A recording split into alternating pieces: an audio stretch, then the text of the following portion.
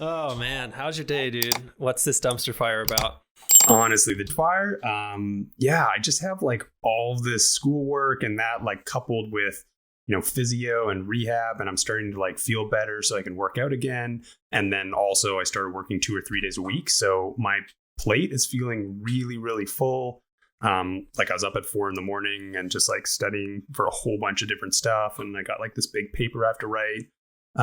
So yeah, it's been kind of interesting and just feeling like super, super busy. So, but like I said, it's good. I'd rather feel like this than be like tired and exhausted, extremely depressed with no energy, doing nothing at my house with 2 broken ankles. So Yeah. Count your blessings. exactly. Yeah, for sure. Yeah. How about you, man? How are you doing?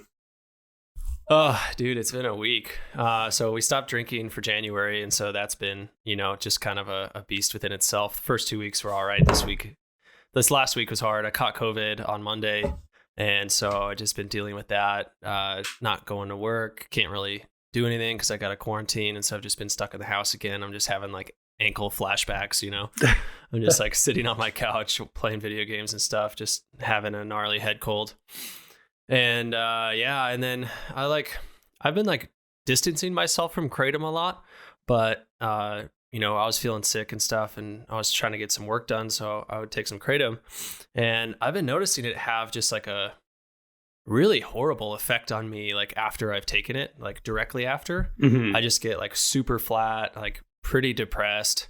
And the one night I fucking started sobbing, dude. I was just like full breakdown. And I don't know exactly what it was. I definitely think the kratom had something to do with it. It definitely felt like, I don't know, my brain was just messed up chemical wise. I kind of felt like a crazy person because the next day I didn't take kratom and I felt fine. Yeah. But I think it also was just like a lot of buildup from the injury, just a lot of trauma that I've just been swallowing for the last like 6 months and stuff. And just dealing with like my identity crisis, just like, dude, the life's completely changed, like who I am and what I'm doing with my life. Like, not only was it the injury, it's just like I came back from this long stint of not working and traveling, and now I'm not traveling at all, and I'm working a bunch. And so it's just been like a big shift. And so I think that was like part of it too, but I'm feeling a little better today. First day back at work since COVID, and it was super busy. So it was nice to be moving around, but I'm still kind of dealing with a little bit of a head cold. Other than that, man, it's just kind of been a roller coaster of a week. Well, shit, man. I mean, that's a lot of stuff right there, right? I think kratom does affect, what are the receptors in your brain that deal with like serotonin and stuff like that? So, okay. I'm not surprised. And I think that's back to the conversations we had before where it's like the lesser of two evils, but definitely something, if you're having like issues with that, maybe like really reducing your dose slowly and kind of until a point where you're like, okay, I'm not taking this anymore and I'm feeling good again. But yeah, that's a lot of stuff to deal with, and obviously getting COVID on top of all that, just like total bummer, really sucks. But obviously, you're doing good. So that's good. And yeah, the identity crisis in sports with major injury is just so real. It's so hard to deal with, and it's so odd. And it's also something that like, I feel like you're never really prepared for. And it is like you're saying, where you're like, my life is totally different now. I'm a different person dealing with this injury and all these things. And it's that alone, without like the physical trauma and pain, is just so much to go through and to deal with. And then, I mean, not to mention, I think like for men, like the stigmatization of like having feelings or being down or like, being vulnerable, all those things we could throw into that as well too. So, but yeah, man, sorry to hear you're going through such a hard time right now. I feel like we're flip flopping, Flip flopping. Yeah, exactly. I'm doing great now. And you're like on the decline. So, the one good thing is I've been able to keep like, there's definitely a lot of really good stuff, happening. And that's why I was feeling so crazy. I'm just like, why am I so fucking sad? Like, I don't really have that much of a reason. Like, my life's pretty sick, but I'm just feeling so bummed, I just couldn't shake it. The other day we went out climbing to a local area, and I got on rock for the first time since the injury, which was pretty sick. Led a 10. Nice, man. And top roped an 11. So feeling pretty good. Honestly, my ankle was feeling more painful on the uneven approach than it was actually on the rock. That's super awesome, man. Like really, really happy to hear you're getting out and stuff. Like I haven't been getting out outside, but I've been climbing a lot in the gym and doing some various mixed climbing and stuff. And just being able to throw that back in my life has been like this really, really good, like positive impact. And it's kind of been one of those things where going through the injury, it's felt distant in some ways, like trying to envision myself getting back to that. But now that I'm doing it again, it's just this like instant connection of being like, wow, like I love this stuff so fucking much. Like the hole that is in like my body just gets filled with this, and it brings me like so many good things of like positivity, endorphins, just makes me feel so present in life. And like that's not even me getting outside or getting to the mountains. That's just training again. And I love being outside in the mountains even more. So it's just such another layer to look forward to. And you know, like I went in the garage, like I've got this little home gym set up, and then I like put 2 bolts up, and I like, you know, used like a personal anchor system and connected really quick, and then like built a quad and then connected it in and pulled up some fake rope and like was just doing like a belay transition really quick. And and it was just like, it just felt so good. Like right after I was like, fuck yeah. Like, oh, like I totally love this stuff. It's so good. Yeah. You know? Yeah. It's just such an important part of my life. So yeah, it's really nice to get back to it.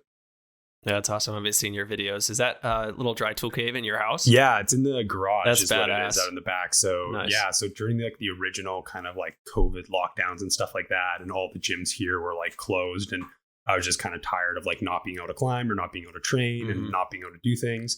And yeah, so, you know, I just invested like some money and just put that and just built up the garage, and it's a pretty sweet little setup and really fun and stuff. So super excited to have that. Yeah. That's awesome. Yeah, when we eventually buy a property, we're for sure going to be doing that as well. Were you having like a speakeasy underground, like commune people like coming over to your secret gym in your garage during COVID? No, not really.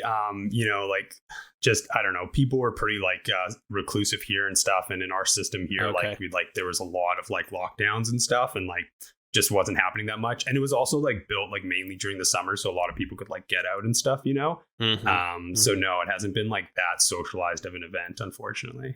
It's all good. But yeah. Nice. Yeah. One thing I noticed like during my climb, that like, you know, that feeling you're talking about, you're like, man, I love this so much. Like for me, that moment I felt was like, and this is like weird for me to say, but I was leading this 10, and like I got past the first bolt, and the next bolt was like pretty far up. And I like just went into that zone and just like got super focused and got there. And it wasn't like crazy hard or anything. I didn't feel like I was going to blow, but it definitely was like, you know, you're on, and like you're in that like risky kind of situation. And that just fired me up, dude. I love that like exposure to risk. Yeah. It's like the weirdest feeling to me, I guess. Like, you know, after this whole injury, I feel like you might be scared, but there's something about being on the edge like that just makes me feel so alive. Yeah, I totally agree with that. And I think it's something interesting that's really like paralleled in lots of different climbing, where you get people from all different walks of life. Or, you know, for me, like I would describe it as like being like squirrely brain and strung out, or I've suffered with like a lot of depression my whole life and really struggled with various things. And when I am climbing, I'm just, it's like a form of meditation, right? Like if you do enough mindfulness and meditation, you just really get in the moment, and you feel at peace with your life and satisfied, and you don't do anything besides focus on the task that is at hand. It's like when I am climbing, especially leading, like I am the most present in my life that I have ever been. I do not think about, you know, next week or what happened like 3 years ago, or depression or mistakes I've made in my life. Like I'm just in the moment, living life to the absolute fullest.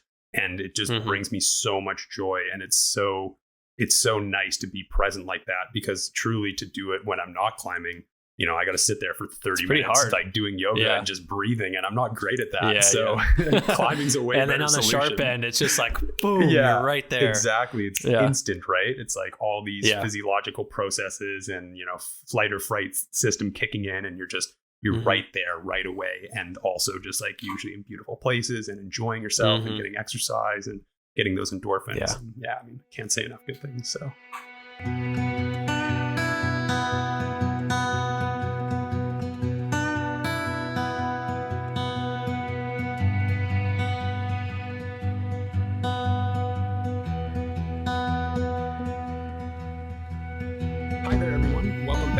Thanks so much for tuning in and listening. Today's episode is episode 8. Kyle and I are going to talk about the influences of media and social media in the climbing community, and how that affects our decisions, our outcomes, and also how media can be used as a tool, either in a positive way or it can have negative effects. So thanks so much for tuning in to today's episode. We're really happy to have you here.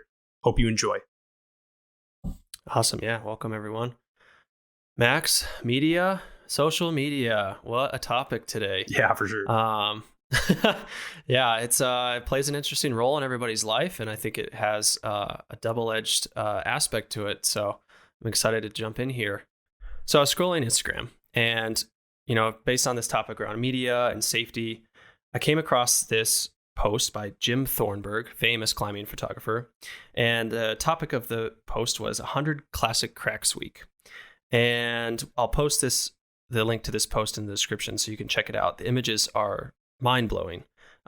Some of the really hardest trad routes and iconic climbs, Thin Ice, Moonlight Buttress, Heart of Darkness, Yin and Yang, and Lost at Sea, just to name a few.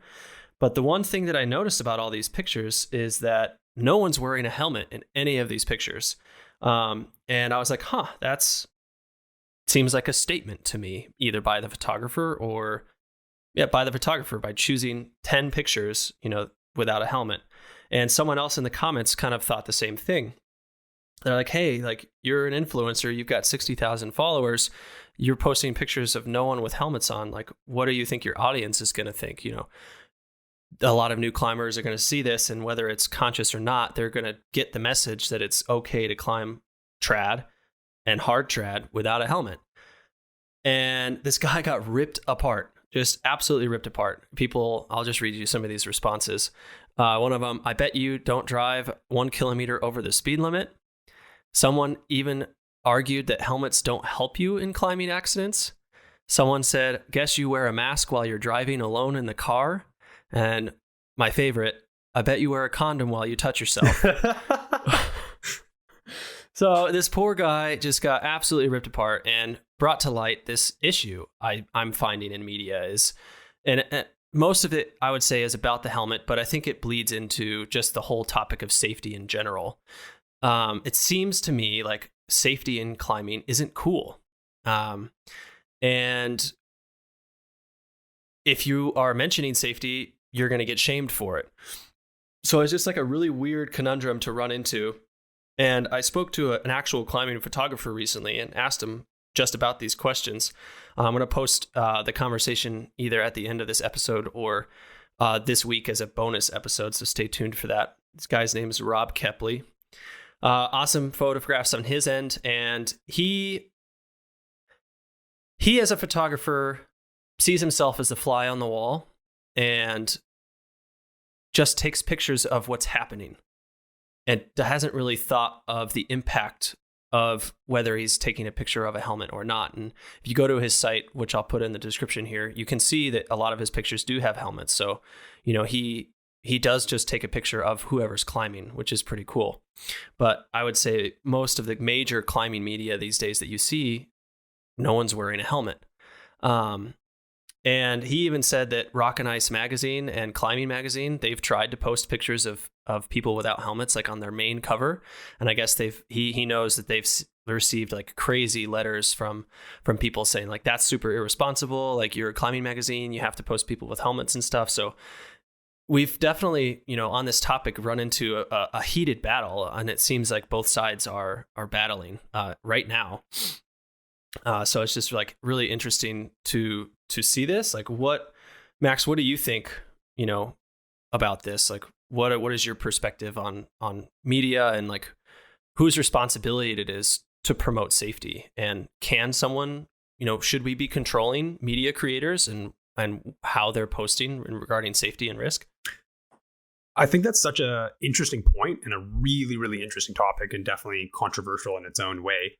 From my background, growing up, like, I mountain biked. My first experience climbing outside was ice climbing. And you'd have to be batshit crazy to not climb with a helmet on. So there's a really, really natural progression for me. I also think some of the helmets look sick nowadays. So even from an aesthetic point of view, So yeah, I've never been a person to climb without a helmet. I think maybe I've done like one or two sport climbs without a helmet, and it just felt wrong to me. I just personally don't think that there's much of a place for climbing without a helmet. And I think there's caveats to that. So for example, if you're Adam Ondra climbing Silence, which is a pure overhanging roof where all of the rock that ever could have fallen was possibly going to already fall, you know what I mean? There's virtually really, really low objective overhead hazard and all these other things to factor in. You're also a professional athlete and you're climbing so hard that maybe even the extra 100 grams of a helmet can actually make a difference in your climb. Those are really specific situations. But I think you do see a lot of people in the media, like you said, who don't wear a helmet. And obviously climbing historically, you're coming from this kind of adventure sport, and there's a lot of like hubris and manliness and be tough and all these things that you would associate with like, don't wear a helmet. But I think that just doesn't make sense to me unless you are climbing hard enough to make a good legitimate cause for like, I don't need this, or it's overhanging enough that like there is no objective rock hazard. Those are really specific situations. And I think that it virtually applies to like the 0.1% of climbers out there. So I think there totally should be a bigger discussion on people wearing helmets, making helmets more aesthetically like, interesting. And yeah, I also do just think back to that like alpinist and ice climbing background where it's like, you don't see people climbing without a helmet because small pieces of ice have like very, very big damage potential and are really risky. And especially if you're climbing alpine rock or you're anywhere, like you're going to wear a helmet. Mountainous, yeah. And I've seen this actually really common here in BC where a lot of people go scrambling and they don't wear helmets. And scrambling, it's like, okay, you're maybe 5'4", 5'5", maybe to some people, they're really comfortable and easy on that. But a lot of the time there's like loose shale, loose rocks. And like a little pebble could just like roll and peck you in the eye. And that's going to be enough for you to let go of your hold and like fall to your death or, have a fall like I did and break both your ankles or whatever the issue is. So I think it's such a small thing to do and to get used to. And definitely we need to promote more people like actually putting that at the forefront of conversations, I think, because if you do grow up seeing all these pro climbers and all these people you aspire to be and that you think are sick and hardcore and ascending and no one's ever wearing a helmet, well, I really think that does open the door to be like, you don't need to wear a helmet. So yeah, and for sure. And I mean, two testimonies that I would have, like I know a buddy of mine, Nathan, I'll get part of the story wrong. He'll have to correct me on this or something, but I'm pretty sure he was belaying and like, just like at a sport crag, nothing like big deal. And like a small rock, like hit him in the face. And like, he was like covered in blood and bleeding and like had to like sit there and bleed and like hold the brake hand. You know what I mean? And yeah. Sure, he got hit in the face still, but like, if you don't have a helmet, you get hit on the head and you're like knocked out, your partner's now like going to take a ground fall and die. So it's kind of almost even irresponsible from that aspect. From a belayer's standpoint. Like another one I had, like a buddy of mine, Terry and David, they were climbing and somehow like a rock just got dislodged and like smashed one of them in the head and it just deflected no problem because he had a helmet on.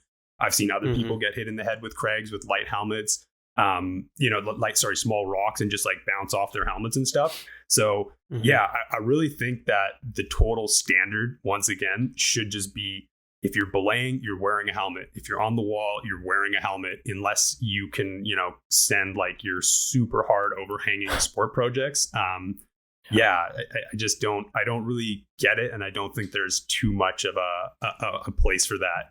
And I do think that this is a really interesting, ethical dilemma and question because we aren't promoting that. So, yeah. Yeah, I think you bring up multiple points. I think that, I looked into other sports like snow sports, and a large majority, I did some like research on statistics, and snow sports, a large majority of people wear helmets. It's just kind of like the majority. Same with cycling. Cycling's the same way. Climbing, a recent poll found that less than 50% of climbers wear helmets. And I think that you mentioned something about like climbing back in the day being very hubris and manly, and you were seeing people with like long hair and short shorts just like ripped and just like climbing El Cap and stuff. Back in the day, it definitely wasn't a part of the culture. And I think that we're still dealing with that ideology of people and climbing's. I think it all boils down to the relationship with risk that climbing developed in the early stages. It was fucking risky back then. You know, we think climbing's dangerous now. Back then, fuck me. You know, they're climbing on hemp cord, you know, hit belays. Yeah. You know, like just some of the most gnarly shit. And it's just like, that was the risk. That's what you assumed. It was just like, don't fall.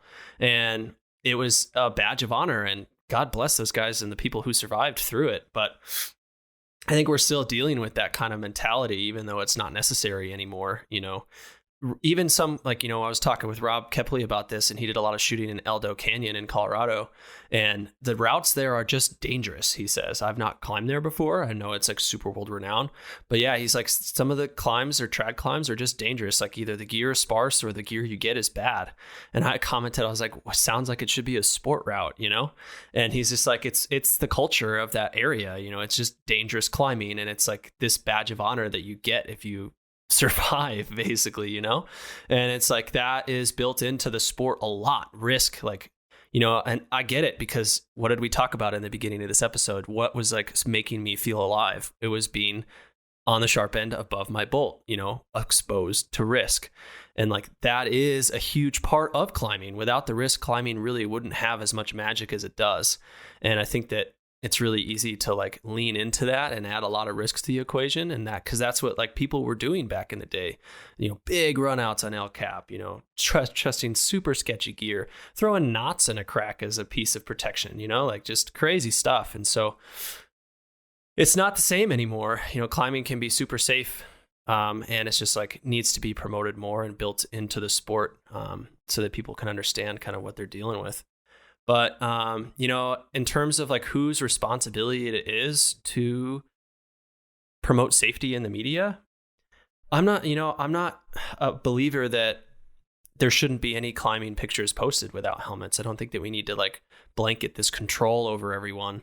You know, photographers and media should be able, you know, if someone wants to climb without a helmet, that's their choice. They should be able to do that. It's just like states where people don't wear helmets driving motorcycles. It's fucking idiotic, but you know, you get to do it because it's America. And it's like the same thing. If you don't, you know, I think that not wearing a helmet it's almost a statement of mastery. You know, it's like these people that aren't wearing helmets are masters at their craft, and they've probably climbed that climb 6 times with a helmet before they do it, or maybe they haven't, you know, I'm not sure. But this brings up another point. I think that people, Rob Kepley, he said he saw someone climb a route with a helmet on, and then they're like, all right, now let's bring out the cameras. I'm taking my helmet off. And so people are like literally changing the image for the media creation, and it's taking more risk into the equation because of how it looks. And I have to agree, like if I'm going to look at a picture of a climber without a helmet on and a picture of a climber with a helmet on, there's something more aesthetically pleasing about one without it.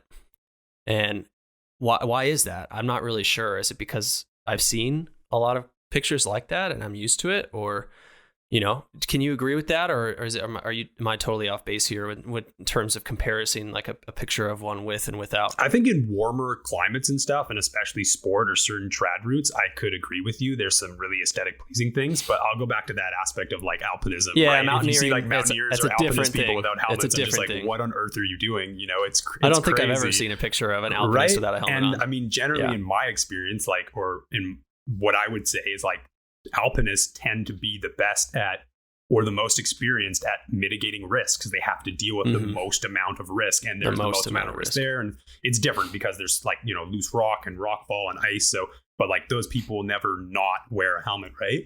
And I definitely agree with you. You know, I'm not telling anyone what to do or to not wear a helmet. I think that those are your choices. But I think the most important thing to me would be, if you are a beginner climber or something and you've been influenced by these images, and you're seeing people like that and you think that's like status quo or just what you should do at a crag, my response to you would be like, just wear a helmet, you know, like you're not Adam Ondra, you know, like just wear a helmet. And for people who say like it doesn't matter for climbing falls, I mean, you can go to YouTube and get some pretty good compilations of people taking rippers and the rope will catch and their bodies will rotate and their heads go into the wall. So I think the pros of wearing a helmet are pretty high, and the cons, if you're not sending like 514, are pretty low, So it's like there's kind of no reason not to do it at this point. That's and honestly, the newer, I think it's not polystyrene, it's kind of like polypropylene or something. It's kind of like a flexy foam. Those newer style helmets are so comfy. They look cool. They're everything about them is just great. So, just go get yourself a sweet helmet. Yeah. I think it goes back to what we were talking about in one of our last episodes about when you're trying to like learn something new, it's better to just do everything right up front and learn all the skills you can, get this really well-rounded knowledge of information, and then choose to selectively add risk to the equation where you're comfortable, instead of just having like no risk or all the risk up front and figuring out like, you don't want to learn why you should have worn a helmet. Totally. That's a lesson you're not going to want to learn. So don't learn that lesson and just wear the helmet. If you go through that, if you go through that period and you wear a helmet and now you're sending 513 sport and it's a hot summer day and you choose to take it off, probably not that bad of an idea. But in those early stages, when you're first getting into especially trad climbing, just like put it on. You never know what's going to happen while you're learning this crazy sport. For sure. Yeah. Like total PSA, public service announcement here, wear a helmet.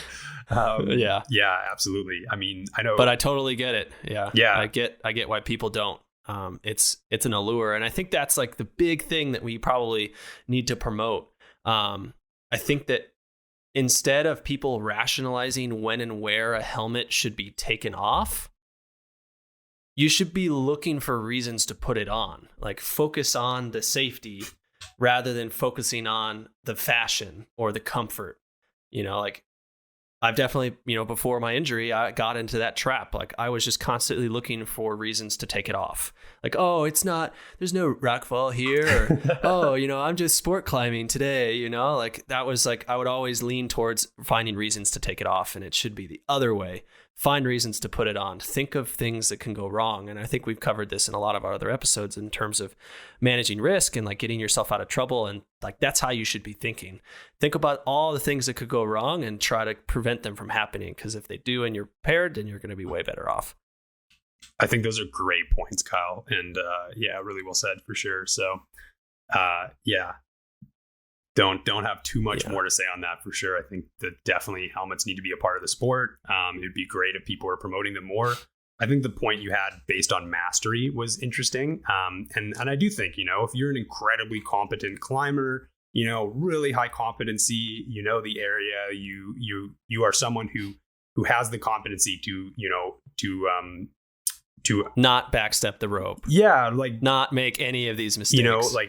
Like find those objective hazards, and then you still want to make a call for yourself to not do that. Who am I to tell you what to do? But I definitely think for people who are like those new climbers being influenced by this kind of media, like, don't let yourself be fooled.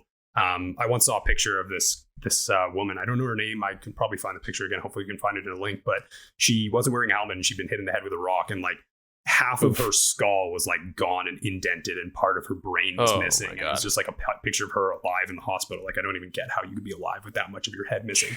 But it was just like a pretty big stark reminder. And, I've even been climbing with Ray, and this is like alpinism once again, but we were climbing in Alberta, and like, we weren't even that close to the cliff face. We were going through like a snowed kind of like area, and like a rock, like half fist size, just like rocketed like 4 feet from us and just smashed the like snow right next to us. And I remember just being like, if that like hit my arm, it would have like blown my arm off or something, just like wrecked me. So maybe a helmet would have saved me, maybe it wouldn't have, but I think the moral of the story is wear helmets. Yep. I think that on this topic with helmets, I think the next heated issue is soloing. And there's like a solo conundrum right now. Alex Honnold is fucking famous for soloing. He's won Hollywood awards. This, to me, it has more of an impact on the community than the Olympics did. And so we've got these people seeing this that are probably already prone to want to solo. And now they're like, they've got this like carrot of fame, free soloing is makes you famous. And the majority of people's reaction to soloing is interesting to me. I feel like you've got two groups. You've got people that just talk shit on soloists. They're like, you're fucking dangerous. This is fucking risky. Like, how can you do this to your friends and family? You know, just total shame, shame, shame, shame. But my bet is that those people are probably touching themselves watching Alex Honnold climb El Cap on free solo. You know, like, I think that it's like this, they're buying into this whole fame kind of solo thing, but people who, the real people who are doing it are getting shamed for it. And then you've got the group of people who think soloing's really cool and they see it in the movies and they see people like, wow, that's so amazing. But then when someone gets hurt or someone dies, back to the shame. How could you do that? How could you do that to your friends and family? Like, just shame, shame, shame. And this brings me to my main point is I feel like there's a lot of shame involved in climbing. And I really just don't understand why. You know, like with the accident report that I posted, I even got tapped into that a little bit. Like, people were shaming me for posting about my accident. People were just like saying how much of a Jerry I was, like diving into my Instagram and pulling up pictures about me, trying to shame my body, trying to shame my girlfriend, all because of me posting about this accident. And I got a soloist guy that I was talking to on Instagram, and he recently fell and broke his back, and he's like semi-paralyzed now. And he did a news article with Rock and Ice about his accident. He said he got hella shamed for talking about that and for soloing. And he just is like really beat up about it. And now you've got this Instagram post that I was talking about the person trying to bring the topic of helmets up, and he's getting shamed talking about wearing condoms while he's touching himself and stuff. It's just like, why the shame? Have you had any experience with this shame, and like why and like where this poison's coming from? I think first off, like, the court of public opinion is always brutal. And that's really unfortunate. And I think people can be very different behind keyboards than they are in person and in real life. And it's so easy to just comment on something out of context or to say something maybe you wouldn't say in the first place. Whereas, like, if you actually have a face-to-face, like, personal discussion or engage with someone on something, you can usually get a lot more of the story inside and a better opinion from them. So I think it's almost part of a byproduct of just like the communication medium that we're using. But then I also do think, like you're saying, there is a culture of shame and stuff. Like, when I first got injured, I didn't post my accident report or anything because I was really like, wow, like, I didn't want to get publicly shamed or, you know, have people like think like I'm not a safe person or like all these X different things, right? And some of that's in my own head, and then I think some of that's you know, reality for sure. So yeah. Like I had, this is totally different, but I think it does relate to shame in the climbing community. Like, Ray and I went mixed climbing one time, and while we were there, we climbed like this route that had no ice on it. It was completely dry, early season. We top roped it. It was a really great day out, and it was really warm temps. And so the ice wall at this place in Marble Canyon that's like really popular. While we were climbing this mixed route comfortably to the left of it, the whole wall, like, we first got there, looked at it, temperatures. We didn't even go to climb ice because we knew the temperatures and everything was terrible, and it was early season. And so we didn't go there to climb it. And then when we got there, we assessed it and we were like, wow, that's like not good. Bad objective overhazard is terrible. We walked really around it, then got to the safe place where we could climb, you know? And halfway through our day, the whole wall just like boom, like tons and tons of ice just like came down. And it was a really crazy experience to watch and everything. But I posted in this like ice climbing group that's like for the West Coast here. And I was like, hey, just so you guys know, like, conditions update, like, this happened here. And like, guys in the comments were like, you have no business like climbing the early season and picking out routes and like, you know, saying all this stuff. Jeez. And like, from my perspective, I was just like, well, you know, like, fuck you, man. Yeah, this like, is just a status update. I wasn't even doing that. I was like trying to do like a public service by just like notifying people that, hey, this actually happened and these were the conditions here. And like, I was getting like, you know, annoyed, and I even had to like clarify things in the comment. And then I remember just leaving the group temporarily because I was so frustrated. I was just like, I don't understand like why people want to just like negatively comment on material so much. And I think constructive criticism is really great. And it's always sometimes hurts to be criticized. But when it's constructive, especially in climbing, it's really good.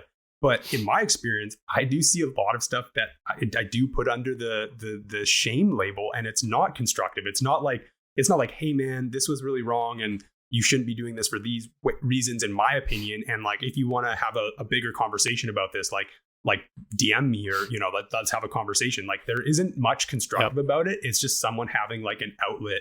And I think it's really easy to overlook like how actually impactful that is to the other person on the other end. Like, it can be really hurtful to get like simple just hate from people you don't know. Like, it can really be hurtful.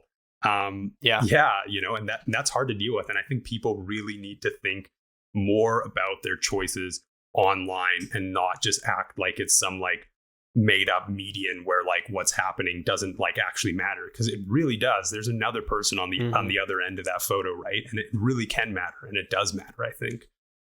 Just another point on the free soloing, where you said free soloing makes you famous. I'll just caveat that to successful free soloing makes you famous, or really unsuccessful free soloing. So, you know, either way, it's definitely it's such an interesting, such a controversial topic.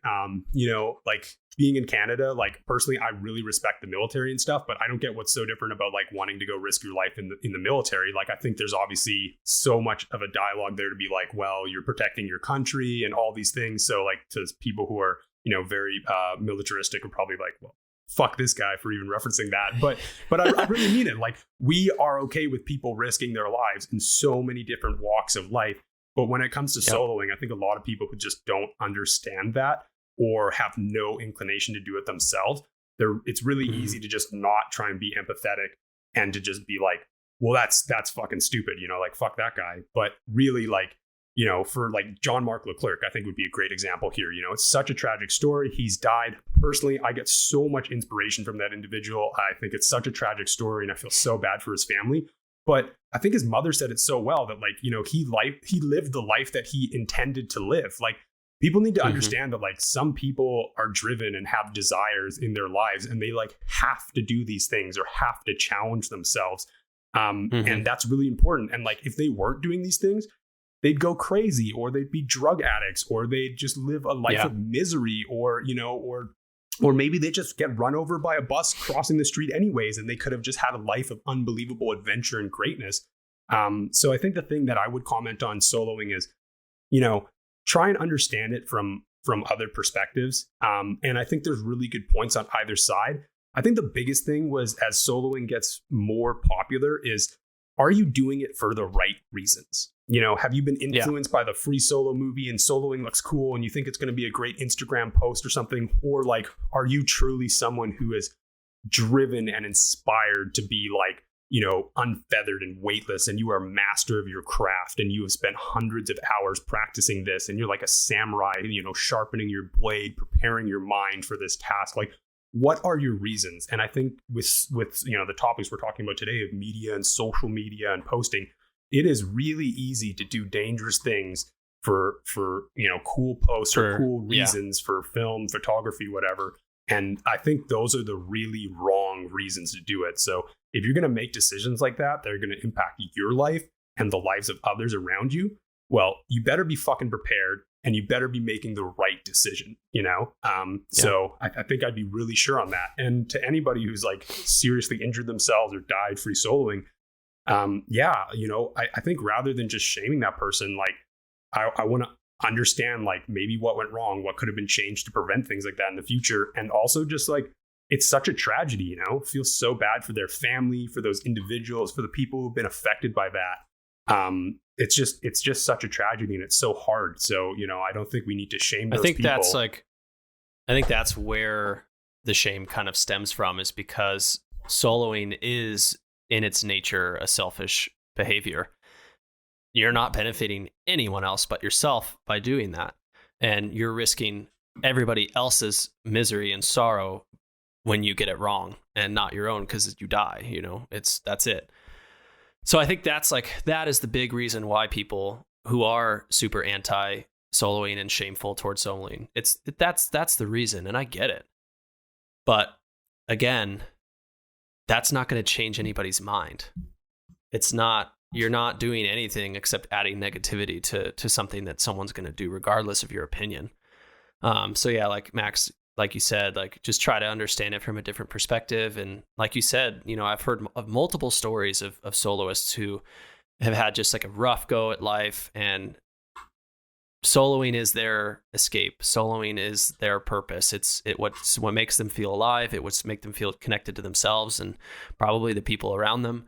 And they have to do it. Like you said, they have to. It's like, you know, it's their calling. So it's a special place in climbing. And I think that it is the purest expression of the sport. You know, it's a beautiful thing when it's done right. So yeah, just try to see the beauty in it, and only do it if you're doing it for the right reasons, like you said. For sure. I think Barry Blanchard in The Alpinist says, you know, it's only for the very best people on their very best days. Best of days. So, you know, like really keep that in mind. You know, it's not for everyone, and it shouldn't be done on a whim. Yeah. Well, that kind of wraps it up for media for me. Those are the two big topics there. Should we scoot over to social media? Yeah, totally. So I just have a bit of like a couple points to like touch on in social media and stuff. And so something I was actually reading in a psychology book recently, which was, Abnormal Psychology in the DSM-5 book. And they did a study that was based on a whole bunch of undergraduates. And so the study had a couple key takeaways. So one of them was social media served as a unique form of social support for individuals with low levels of in-person social support. And then those with high levels of, you know, in-person social support, the online support was found to be redundant. So if you already have a good support group, the social support online, redundant. If you don't have a good social support group, it was found to be like a positive. And the second takeaway for this was online and in-person social support was negatively associated with depression or depressive thoughts. So once again, like good for depression to have more support in your life in person and online. And the last caveat here was the benefits of online and in-person social support outweighed the negative influences of peer victimization. So social media, in addition with in-person social relations, can be beneficial in improving social support systems. So I think the reason I just wanted to highlight this is because obviously in the media with like Facebook and, you know, different contexts, just different things that have been talked about is been portrayed in a really negative light. And I think there are a lot of really bad negative things coming out of social media, whether that's polarization and algorithms and all these things that we don't need to get political on in this podcast here. But I feel like there is a pretty good substantial scientific backing to say, well, you can actually get a lot of positive things out of social media, as well as a lot of negatives. But what they were finding is that the net could be a positive for people who have like poor social supports. You know, and so kind of ing forward with that, you know, what I have here is like, you know, social media can be a tool for inspiration or like motivation or information. But it's up to you to find those credible sources and to fill your feed with the right sources, right? So if you... Yeah, that right there, I think that's the nail on the head right there, dude. Like, I get so pissed off when people are like, social media is bullshit. It's blah, blah, blah, blah, you know, just all this stupid stuff about how horrible it is for humanity and all this stuff. Like my family's like that. They don't even, I'm like huge on social media. Obviously I do a bunch of POV videos and stuff and trying to produce a bunch of content. And my family doesn't even follow me because they're so against social media. And burn. Yeah, it's kind of a burn. Yeah. And, but to me, like you said, it's like you're in control of what you see. You know, all these people are like, oh, I fucking don't want to see the stupid person's dog or their baby. I'm like, well, don't follow them. You know, like all it takes is you to go unfollow and that's it. You never see it again. If you're feeling, you know, worried about their thoughts on like the fact that you unfollowed them, mute their feed. You don't even have to unfollow them. You know, there's like tons of ways around it. And my Instagram feed is fucking sick. You know, like I get to see some sick shit. Tons of climbing stuff, tons of photography stuff. I'm big into shooting cars, so I get a bunch of automobile, you know, inspiration. It's really what you make of it. And, you know, just take the time to turn it into something positive and use it to expand your mind and connect to people rather than diving into the trash. And like, you know, the whole TikTok era is really confusing for me. You know, like there's tons of engagement that's going through it, but most of it's so garbage, like really flashy and like nothing to really offer except like a little dopamine hit because your brain is getting blasted by so much flashing images, like that kind of stuff I don't want to see on Instagram. And like, you're in control of it. So like that was the big point there, Max. Like you said, just take control of your feed. If you don't like Instagram, you're probably doing it wrong. I totally agree with you, Kyle. And it's obviously complicated because there are like large mechanisms and algorithms at play here that are playing on, are playing on things that people are just easily wanting to clickbait and stuff. But, if that's something that you're finding, like social media is this really negative thing in your life, then I would say like take a really good hard look at who you are following. Like Kyle's saying, go through, like hit your followers button and go through that and be like, who is negative or who don't I like, or what is affecting me, or what's the content that I think is bad for me? Like write down on a list, what content is bad for me? X content, this content of whatever. Meme pages. Let me just tell you right there, get rid of your meme pages. Go get rid of some of those, So, and I really think if you have too many of those, it can give you a false sense of reality. It can reinforce bad stereotypes, poor perception of what life's actually like. It's like if your whole feed's just filled with like 100 millionaires on their yachts, and you're sitting there going like, oh, my life sucks because I work at a wherever here and I don't make that money. It's well, like that, if that's A, your outlook on life, and then B, that's what your brain is filling with constantly, like it's gonna be really bad. And also limiting time as well too. If you're on it way too much, there's a legitimate biochemical dopamine effect happening that's not good for you. But I do think it just stems back to everything in moderation and really assessing what's in your feed. Because, like Kyle said, my feed, I love my feed. It's filled with inspirational people. It's filled with great tips, quotes, climbers who are really practical, will talk about safety, people who motivate me, physics, like things about the universe, like just endless, unbelievable things, inspiration, education. There's some garbage in there, like I like some garbage like anybody else. Everyone's got to have a little trash. You got to turn off your brain sometimes. But there's so much good content out there. So I think it's overly reductionist and simple to just be like, social media is inherently bad. And that's kind of why I wanted to read that study at the beginning, to be like, well, actually, there's some science to say that like, people can actually get a lot of support out of this. And like Kyle said, like you have some control in this. And, so like take back some of that control as a person and change some of the things that are happening in there. Yeah.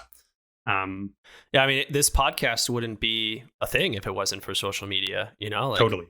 It wouldn't be a thing. And I personally have met so many people from just this, my Instagram. I moved to Reno. I don't know anybody out here, and COVID, it's really hard to meet new people, especially if you're not like someone that just goes to bars all the time. It's just like hard to meet people. So Instagram is a really awesome way to connect with people that are like-minded.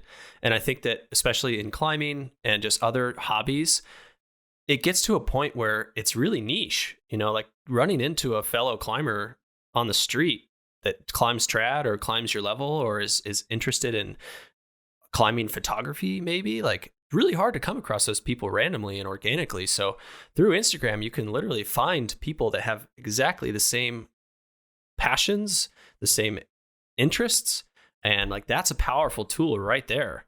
It's just like meeting people that way and connecting with people.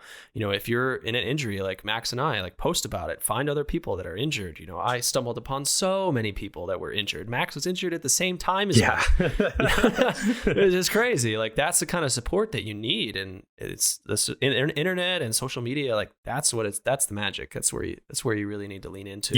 Yeah, absolutely. And I mean, since we've created this podcast, like I've had a couple people reach out and talk to me about like, hey, I'm suffering from traumatic injury, and like really found like an episode useful. And like that absolutely just warmed my heart. And I think that was one of like the real big reasons we wanted to make this podcast, was be like, produce like raw, good content that's going to connect with like the climbing majority. And so I think there's a lot of great stuff out there. Just got to look for it and fill your feed with it. Yeah. I had a lady reach out to me recently, and she was just inspired by the whole accident and like my road to recovery highlights. Said she was really able to connect with like me crawling up the stairs on my knees and stuff. And her, this relates back to social media. Like her friends took her highball bouldering for the first time when she went outside, and she climbed it successfully the first time, and then she's like, okay, let me do it again for Instagram. Let me, pull out your phone and film me. She biffed it on the crux and totally shattered her tib fib, and this x-ray was horrifying. She, just like straight into that crazy, horrible, painful accident. And, she said she can't even bend her foot 90 degrees anymore. Like, she's completely lost all flexibility in her ankle. So yeah, just another dark side to social media. If you're doing it for the gram, or if you're doing it, and I mean, this even like true for soloing, is true for anything that's like slightly risky. Like, what are you doing it for? If you're doing it for the gram, you're doing it for the content, you're not going to be focusing on the task in front of you. And you're not going to be focusing on the climbing as much as you were if the pressure of the camera wasn't on you. So like, take this into consideration, and don't be allured by the content creation for your likes and stuff. If you're doing something risky. Great point, Kyle. I mean, that's my next topic here, is safety in social media, and particularly specifically in that order, right? Like, I love getting content. I think content's amazing. I love photography, film, all these things. I love capturing experiences in the mountains and being able to relive them and to be able to share them with friends and family. Like, that's so amazing. And I've definitely been guilty of maybe doing something that I'm like, whoa, actually in hindsight, like, this wasn't a good idea to try and capture this photo or to do this here, and I took on unnecessary risk for something. And that's totally an influence of social media. So I think back to that underlying issue of that underlying narrative of like, make sure it's for the right reasons, like safety needs to be your priority. Then if you're in a safe spot and you can make those judgments and you can assess the risk correctly, get your picture, get your video, whatever, put it away, get back to business, safety, climb. Yep. Those are important things, but safety needs to be the priority there.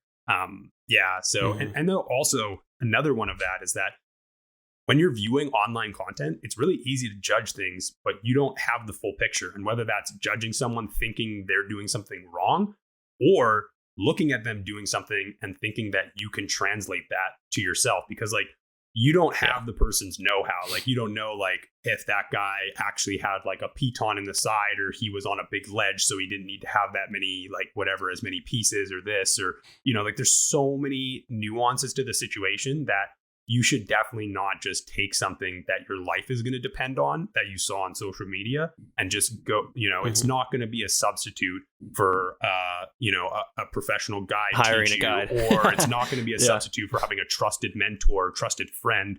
And also, if you're ever going to go use something that you saw online, go do it in a safe place. Stand on the ground and practice on a crack. Don't like do it off the edge on your first multi or something. You know what I mean? Like, that's a really bad idea. So there's a time and a place for everything, and practice makes perfect.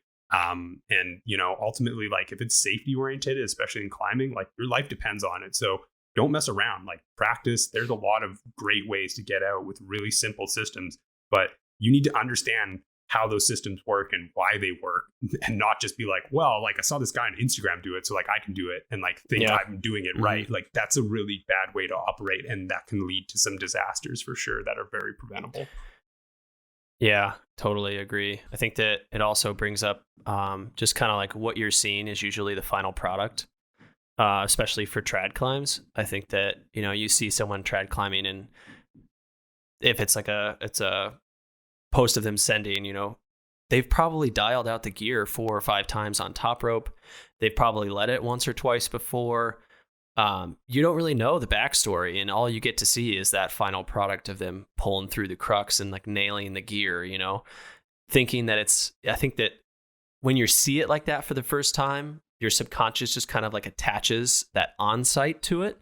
It's like, it's your first time seeing it, so it must be their first time. And like, that's totally not the case most of the time, especially for these hard trad routes. Like, these people are dialing in the gear, like getting it like perfectly mathematically aligned so that they know they're not going to die when they do it. Obviously, there's some exceptions to the rule. I'm sure there's some videos of people on-sighting trad for the first time, but better to think of it the other way. Think about the story behind it besides just accepting it at face value. Great point, Kyle, for sure. Yeah. Don't be deceived by what you see online, for sure. I think the next topic that I would kind of just go into here real quick is actually health and social media. And so like, you know, a couple points I have here is just, I think climbing is obviously, this could be an entire episode of its own, but, you know, we're always seeing like, you know, paper thin, muscular, like totally ripped, like athletes who are like unreal at climbing, like sending and doing great things. And I think the reality is like a lot of people out there like struggle with body positivity. They struggle with weight loss issues, and like you're not maybe genetically inclined to be that type of person, or you're not a professional climber getting paid full time. You've got like kids and your job or stress, or you're in school full time, and you know, like you can't just operate on this caloric deficit all day and like feel like, you know, bad. And I think that that's a really important thing to talk about in climbing, and to understand that, like, you know, what are your goals? Like, you know, should you really be starving yourself if you're like a recreational climber? And as well, I think this is like an issue that we would normally associate with like, you know, women typically, but like tons of men and like muscular men like really suffer from this, of like trying to like starve themselves. I've suffered this with this, like body positivity, body issues. Even right now, I'm like, you know, like through my injury, like gained 20 pounds. I'm heavier than I've ever been. I'm not able to like run and do all these things. And like that's something I really struggle with. And like both from an aesthetic perspective, but also just from like a performance perspective, like it is better to be lighter climbing. And yeah, it's a really interesting, I think, issue to walk around and talk about here. And something I would reference is anybody like struggling with that. I think Beth Rodden, she does a lot of really great posts on like body positivity and stuff. And like, I could not say enough great things. And obviously, if you don't know who Beth Rodden is, she's just like an absolute crusher, unreal, like mom, you know, climbing enthusiast person, like best climber ever person. So I would just say definitely go check her out. But she has like really good conversations about body positivity and stuff. And I think it's definitely an issue in our community. And I think it's one that's not talked about enough. Yeah, I mean, definitely a really good point. And if you listen to Climbing Gold, they actually talk about this. There's an episode they talk about, and Beth Rodden actually talks about, she's on that episode. So check out Climbing Gold. They for sure cover this in depth. But yeah, it's both a female and a male problem. And Alex Honnold really made this really good point. For the amount of time it takes to train your fingers, it's about 8 weeks to like add a certain amount of pounds to your finger grip, and to get that same amount of performance by starving yourself only takes 2 weeks.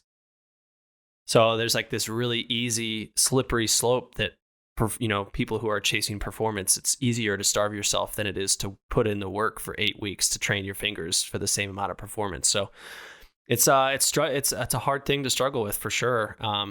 I really think that it mostly applies probably to younger kids these days doing comps and stuff, you know, like getting prepped. You know, it's almost like a gymnast kind of vibe these days, like hardcore gymnasts where these kids are training, you know, 5 days a week, and, you know, they're really beating themselves up based on these performance metrics, and they're turning, you know, towards other routes to get that performance up. And yeah, it's not healthy, you know, like I think that the big problem here is it just comes down to education on health and nutrition.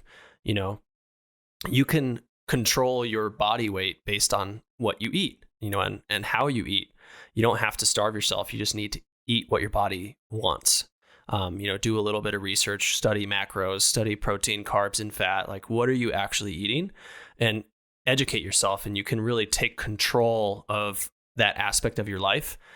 Without just like, oh, I'm binging and eating, or I'm starving. You know, I think that there's just an education piece that people need to understand. Yeah, really well said, Kyle.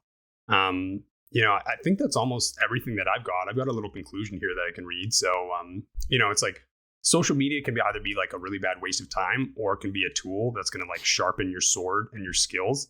You know, the choice is yours. Avoid following the wrong content that pervades like professional climbing, you know, professional climbers at the top of their game. Like that's really good and motivational. And I think like there's a place for that.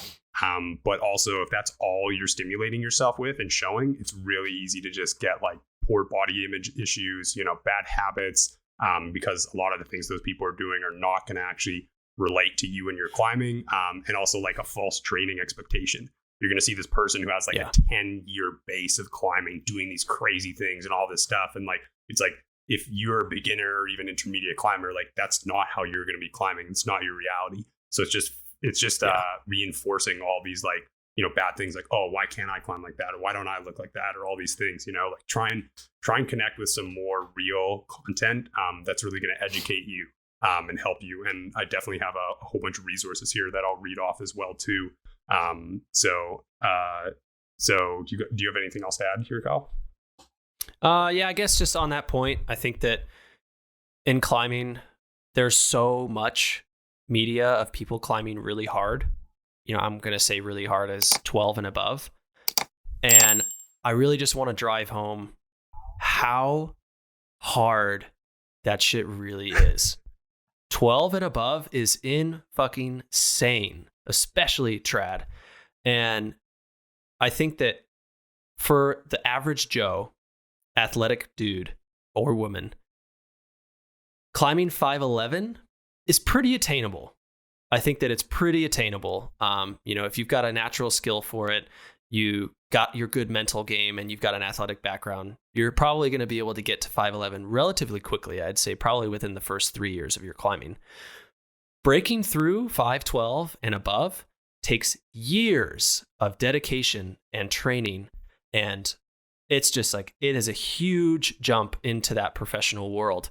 And just don't kid yourself. You know, like if that's your goal, really, really understand what you're trying to do, and understand the amount of sacrifice in your life that it's going to take to get there.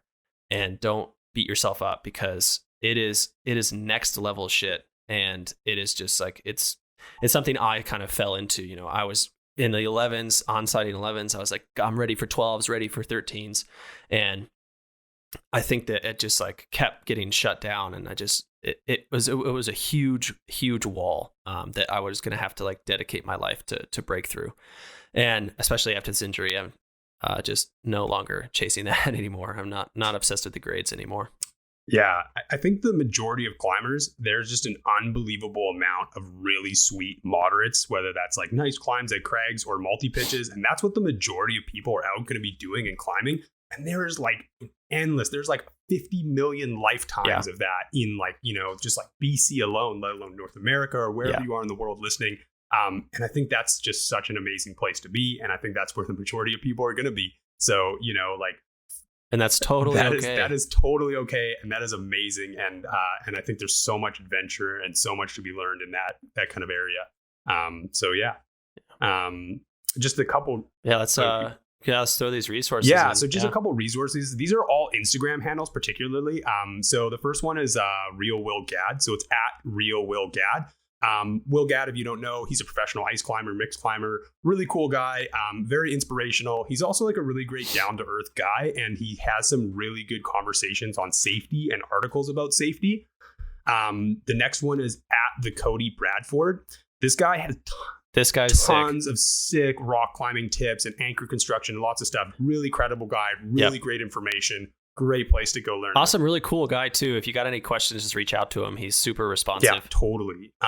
Next one is at Alpine to the Max. No, this is not my account. This is someone way better at climbing and way more credible than I am. And he's a great guy. Same thing. Amazing tips, stuff in alpinism. So yeah, I'd say check that out. Next one at Alpine Savvy. Really, really great guy as well. Next guy at Smiley's Project. Great for it. This guy's legit. Super cool. Great guide. He's got lots of content on YouTube as well, too, of like climbs and stuff. So definitely check him out. He's got actual courses and stuff. I forget what they're called. I've got them bookmarked right here. Mountain Sense. Yeah. He's got like a whole course load. I bought his avalanche course. He's the man. He's putting out a bunch of educational pieces that we need. You know, this is the kind of stuff that gyms should be teaching, and you know, these Alpine guides are taking charge on it. For so sure, definitely go support them. Next one is Beth Rodden, who we talked about. Definitely an amazing resource, really inspirational. Go check her out. And then Kyle Leitner. He's awesome as well too. Kind of like younger athlete and stuff. Talks about like body positivity issues. I think he was on that episode with Beth Rodden, I believe. Cool. I'm pretty sure, I could be wrong. And then Smile Mountain Guides, really great tech tips as well. And we'll toss a link Cool. in these descriptions. And yeah, we'll put all these links in the descriptions. totally. Yeah. So, but these are great resources to check out, to learn from, to gain inspiration. And they're very practical, like to learn from, not just to see like reinforce things of people doing impossible things, although there is some of that in it. Awesome. Thanks for listening, everybody, to episode 8, where we talked about media and social media and its effect on the climbing majority. We'd love to hear your thoughts and your comments about safety and risk.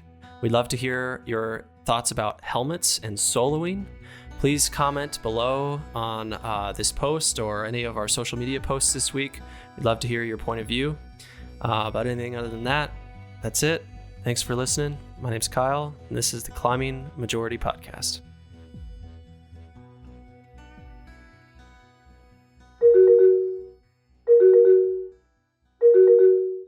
Hello, Robert. How's your day going? It's going good. I got up early and went for about a 5-mile run. So, Oh, nice. I'm super jealous. I can't run right now. oh, I know. I forgot about that.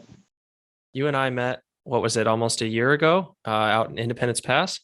Yeah, it was back in June, I think, of last year. Okay. Feels like a long time. I know. But yeah, I mean, I guess we can just kind of just jump right into this here. I just got some questions. We are, have you listened to any of our episodes on the climbing majority at all? I haven't. Okay. Well, we're basically just starting this podcast because we feel like there's a growing group of climbers out there that we think are now the climbing majority, with free solo coming out and climbing hitting the mainstream media. There's just a lot of people coming from gyms, a lot of people discovering climbing that otherwise would not have. And so we're seeing this kind of flood of climbers entering the market, as it were. And we think that they are more or less underrepresented by the climbing media these days. A lot of the podcasts and the media are focused on what's happening at the edges of the sport. And, there's a lot more to climbing than, climbing 514 or going on these crazy international trips and just these epic climbs that people are doing. It just doesn't seem very relatable. And so this whole podcast is about bringing the focus back to everybody who's climbing, regardless of your ability level, and just hopefully disseminating some information and some lessons that we all have to offer each other. So that's kind of what this whole podcast is about. Okay. And today's particular episode that we're going to be covering is just today's climbing media and its effect on this new majority. A lot of topics we're going to be covering, but for you, my questions specifically are because you are a climbing photographer. So with maybe a little bit of an introduction, tell us a little bit about yourself. How'd you get into climbing itself, and how'd you get into climbing and photography? Okay. I discovered climbing back in the mid-90s. I was living up in Wyoming, actually. And Very cool. What city in Wyoming? I actually lived in Jackson Hole for a summer. I was in Laramie. Okay. So I was introduced to climbing just hiking around Vitavu. So I'm not sure if you've ever climbed up there, but it's pretty famous for its off-width and crack climbing. And I was just out hiking around one day, and I saw these people just, inching their way up the rock. And I thought, wow, that is so cool. So that was really this was back in 95, I think. And so I didn't have any friends. I just moved there, so didn't know any climbers. So I think I went to the University of Wyoming, which is in Laramie, and they had one of those non-credit courses like Introduction to Rock Climbing.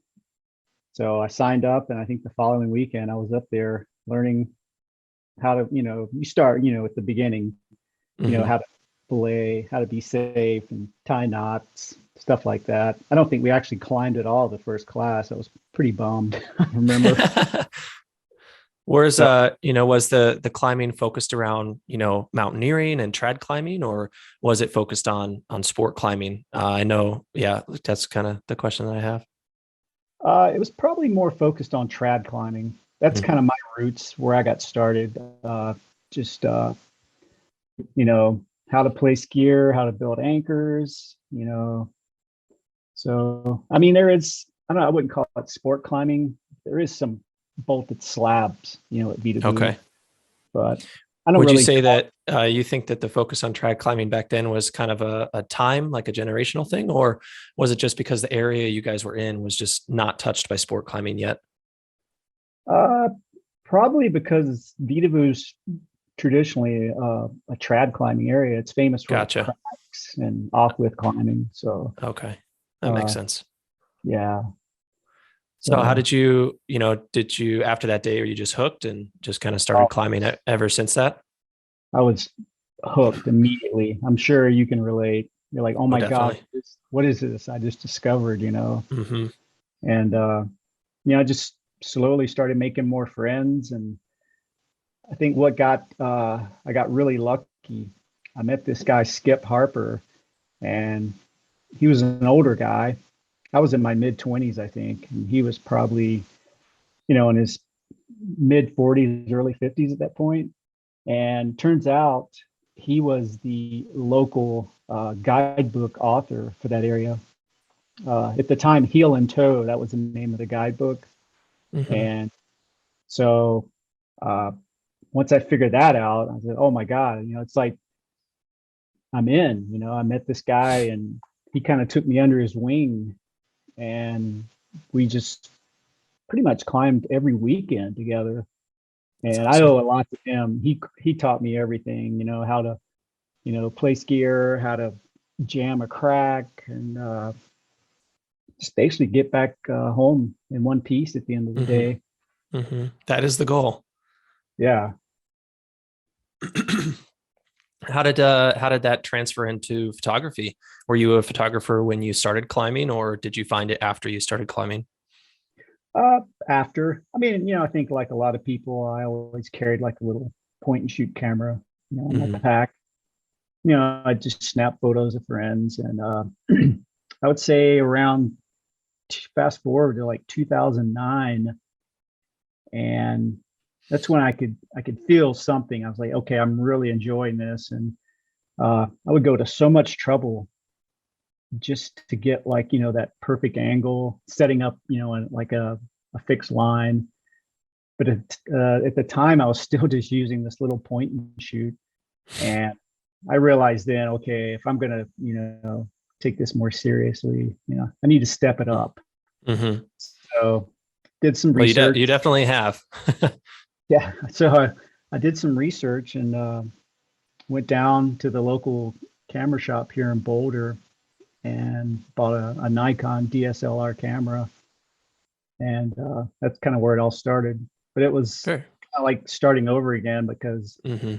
I had to learn a lot, just how to use the camera Yeah, for sure. because I've been using just a little, point and shoot up Hmm. until that point. So Yeah, these new cameras are a beast. Definitely a learning curve. yeah, so that's kind Automatic of mode only gets you so far. yeah, exactly. So yeah, that's kind of how it all evolved right there. And Cool. Yeah, that's really awesome. It's really cool to hear. I've done a little bit of climbing photography myself, but definitely nothing compared to what you've done. And it's been really cool to see what you've been putting out ever since we met. thanks. Yeah, I guess just jumping into the meat of it here, just jump into some questions. So we were talking about, this podcast episode is about climbing media and its effect on this new majority of climbers. And, I'm interested to hear your point of view regarding a particular topic. And to me, it's about media's role in safety. And particularly the topic I want to talk about is helmets. So the reason why this kind of came up was I came across a post Yeah. by Jim Thornburg. I came across a post by Jim Thornburg. Do you know who that is? Oh yeah, Okay. he's like the godfather of climbing photography. Okay. Very good. He was Yeah. a So huge influence go on ahead. me. I'm sorry, he was just a really big influence on me as far as climbing photography. Okay. How so? I mean, like I said, I consider him like the godfather of climbing Hmm. photography, and I knew about him back in the '90s. I'd see Jim Wow. Thornburg, and so his imagery is just amazing. So I've always really Yeah. looked up to him. Very cool. Yeah. So I stumbled across this post, and the topic of his post was 100 classic cracks week, and he was posting 10 of them in this particular post. And in this post, he's covering some. I mean, these shots are just amazing, but some really hard trad climbs. Including Thin Ice, Lost at Sea, Heart of Darkness, Moonlight Buttress. Some of these iconic, really hard trad routes. And Mm-hmm. the one thing I noticed through all these pictures is that no one's wearing a helmet. And these are hard trad climbs. I just kind of thought of that. And then I started going through the comments, and someone else kind of had the same thought, hey, there's no helmets in these pictures. Why is that? And someone, he had brought up a decent point, saying that, he is an influencer per se. He has 60,000 followers on Instagram, and, people who are getting into climbing for the first time are going to be seeing this media, and whether it's conscious or not, they're going to kind of get the message that climbing hard trad is okay without a helmet. And, his particular comment blew up on his page, and people started really shaming this guy, saying really hateful things like, I bet you don't drive a kilometer over the speed limit. I bet you wear a condom when you touch yourself. How social media can get really nasty. But I was very interested in why people were shaming him so much for bringing up the topic of helmets when people are climbing so dangerously. And this brings me to my question for you. As a photographer, do you feel that you have any responsibility in how you present your imagery when it comes to safety and when it comes to wearing helmets? Wow, that's a question haven't been asked before, and I haven't really given it much thought. I've always kind of viewed myself as just kind of like the fly on the wall. I'm just kind of capturing what's happening, and if this particular climber doesn't want to wear a helmet, it's their personal choice. I mean, I tell you the thing, I'm thinking what the story you just told me with Jim Thornburg. I mean, a lot of I've seen these photos you were just talking about, because I follow Jim on Instagram, and a lot of these photos are from way back in the day. And when I got into climbing in the mid '90s, I mean, nobody wore a helmet unless you were like, doing alpine or like a big wall. But if you're just going out cragging or even sport climbing, nobody wore a helmet. I mean, every now and then you'd see somebody with a helmet on, but it's not like today. Like if you go to rifle, you see a lot of people wearing helmets. Yeah, so climbing. That's actually kind of brings me up to another question that I have. So I did a little research, and a statistic ran that said that less than 50% of climbers wear helmets at any given moment. Would you say that that's accurate based on what you've seen? That today? Yeah. That sounds about right. Okay. I've noticed. So like just a little less than the majority? Yeah, I mean, I definitely notice it more now because I've been climbing for like 25 years. And I definitely see a lot more helmets at the crag now than I used to. A lot of people, like I've actually been out with people that I'm taking their photos and like, oh, it's time to take photos. I'm taking the helmet off, because they want to look cool. Exactly. Yep. I think there's this stigma with wearing a helmet that like you're a beginner. And I think it's interesting because I did some research on some other sports, and, like snow sports, there's a large majority of people that wear helmets. Same with cycling, it's a large majority, but climbing seems to have this problem where helmets are related to being a beginner, or, the quoted word, the Jerry, it's like a thing that's looked down on. And I this whole episode is kind of bringing to light why that is, and why not only is it looked down on, but people are clearly shamed for, wanting to wear a helmet. And that is the big question for me. Like, why is that? Why is there so much shame involved? And I think this brings me up to another point. We talk about helmets, but I'm interested in your point of view on soloing as well, because not wearing a helmet's risky. Obviously soloing is much more risky, but they are still kind of along the same lines of, adding more risk to the equation and also capturing those moments where the risk is heightened. in terms of soloing, I think that there's a little bit of a conundrum these days. Alex Honnold is getting famous and winning, Hollywood awards for his daredevil ascent of, El Cap. And, he's a professional, he knows what he's doing. But a lot of soloers, I think, are probably inspired by that. And I think that they're running into issues where they are themselves getting shamed for soloing, even though it's so glorified in the media, or they're like glorified until they get injured or until they die, and then they're straight up shamed for what they did. Right. And it's a very interesting kind of paradox for people like that. And I'm just wondering, yeah, like people are not promoting safety, but then once someone dies, it's this horrible thing, and people get shamed for taking on the risk. So I'm wondering why that is. And I guess for my question specifically to you, do you capture soloers? Do you have any sort of stance on that? I'm trying to think if I've actually got any images of anyone soloing. It's possible I might have some shots of Brad Gobright. I'm sure you're familiar with him. Mm-hmm. He died in Mexico back in in a rappelling accident. It's just terrifyingly sad. Yeah, Brad was a good friend of mine when he lived around here. We hung out quite a bit, and he a lot of times when he's solo, he would just go out and do it, wouldn't tell anybody. Mm-hmm. But I know there are photos of him soloing, because I think there's actually a shot in the newest guidebook for El Dorado Canyon, soloing the Dub Griffith. That's like a pretty serious 511 climb. But yeah. So you in soloing, it sounds kind of like you just you are the fly on the wall still, and if the situation presented itself, then you'd be the person taking pictures, but you don't really have a particular stance on whether or not you would shoot it or not. Yeah, I just don't know if I say I got a phone call one day from someone and they said they were going to go solo something, if I would just say, nope, sorry, can't do that. Just I honestly haven't been put in that situation yet.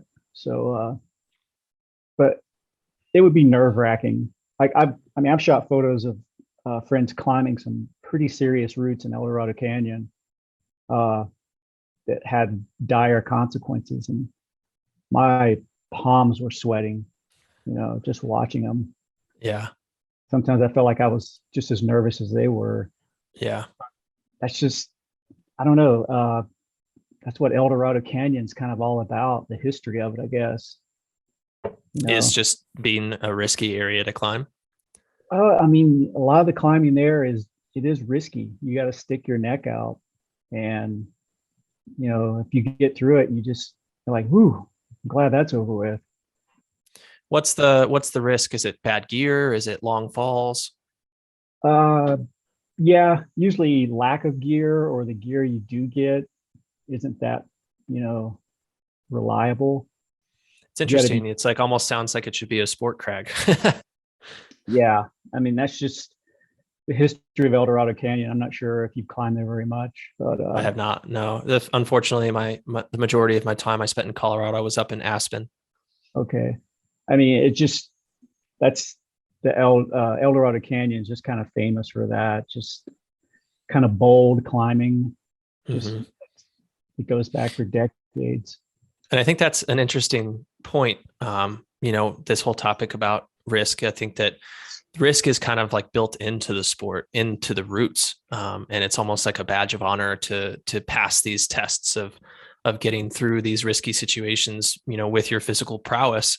And the things that people are and were doing in these situations are super risky, and that they're so talented that they're able to do it. And I think from this new climbing majority's viewpoint, it's hard to understand just how skilled and how proficient these people are doing these things. And it's easy to have confidence to go after certain things like this without being prepared enough. And I think that's the kind of the conundrum that this whole episode's about. And I guess I'll pose this question to you, like, do you feel that today's climbing media, whether, whoever's creating media, whether that's Jim Thornburg or yourself or Rock and Ice magazine, do you think it's their job to incorporate promoting safety into their imagery? And yeah, if not, whose responsibility does it lie on? It's a good question.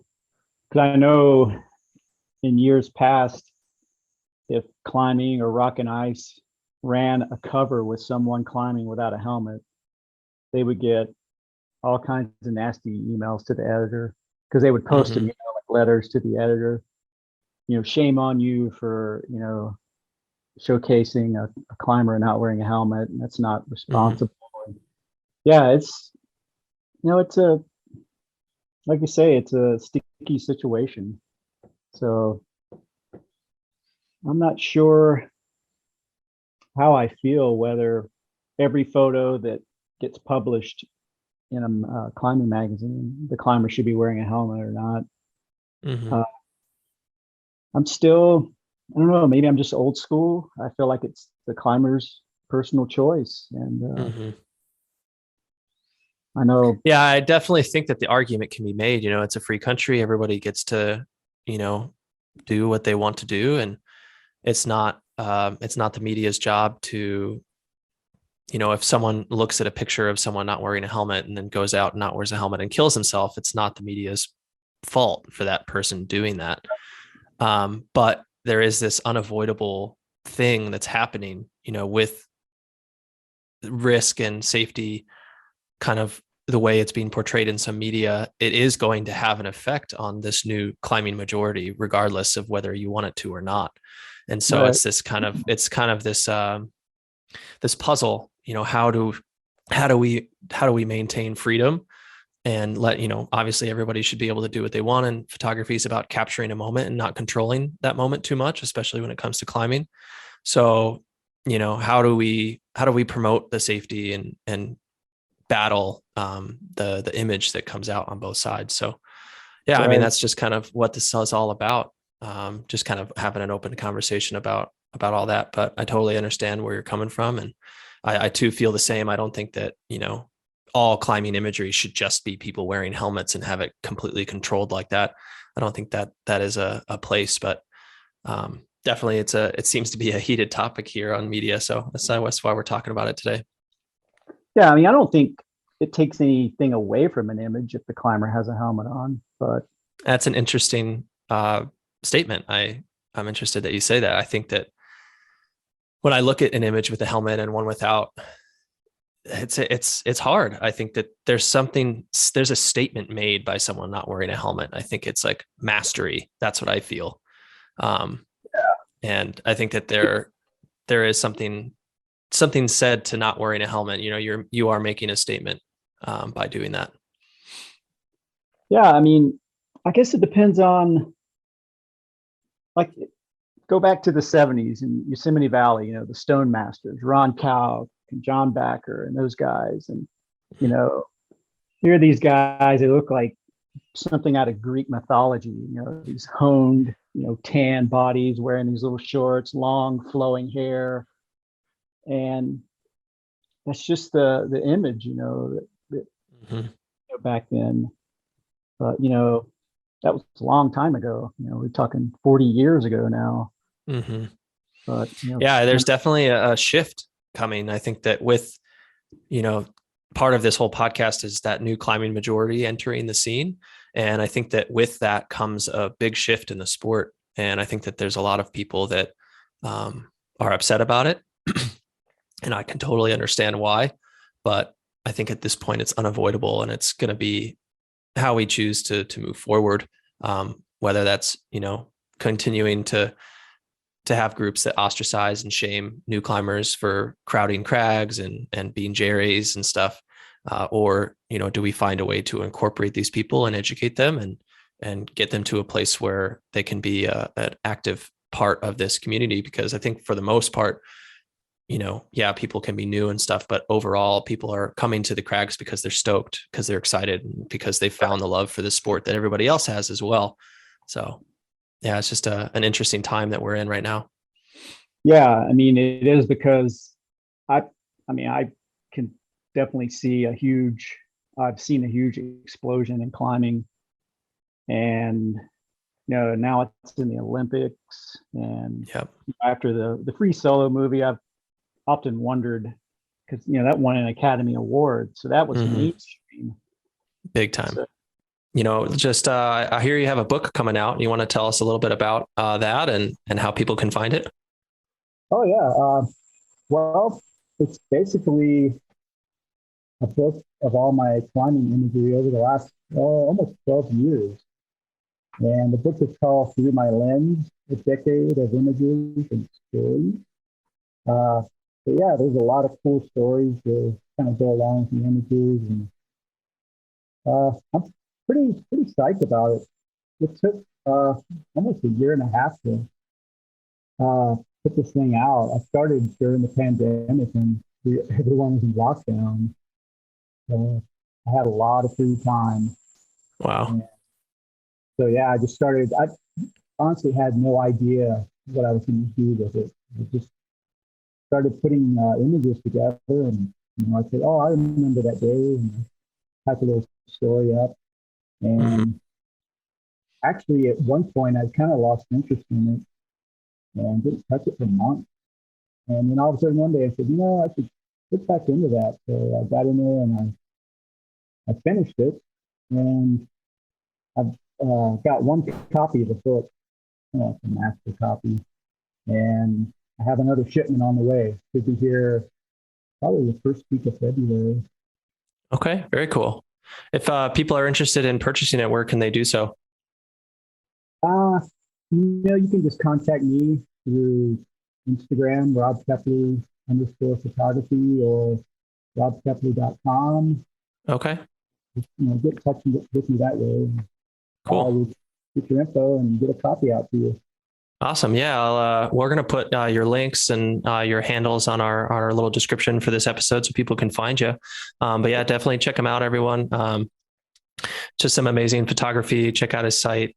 And I guess last question for you, Rob, for our audience, do you have any sort of final message or a lesson for someone that might be interested in getting into climbing photography? Oh, and climbing photography. Yeah.